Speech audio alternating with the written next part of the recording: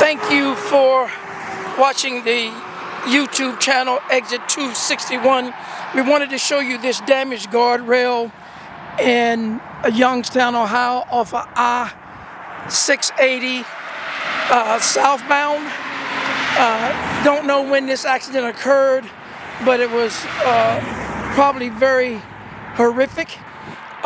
This guardrail has been lying in a damaged state for about 7 days now that we've noticed it.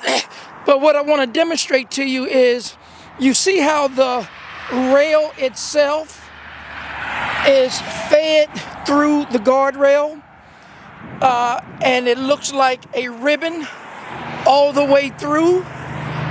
That's how you know that the guardrail functioned properly. When you see the rail fed through the head like this, you know that the guardrail was properly installed and that it performed the way that it was designed to perform. And what that does is it slows the car down gradually, as opposed to a sudden stop. If you ever see a damaged guardrail, and we've identified several of them on our channel, so make sure you look at all the videos on our channel.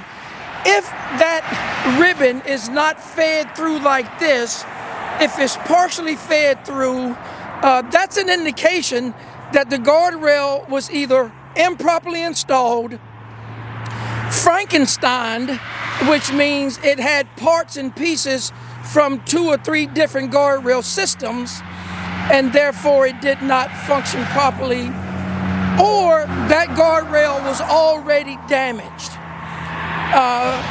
And so always look for the ribbon feeding of the rail through the guardrail head.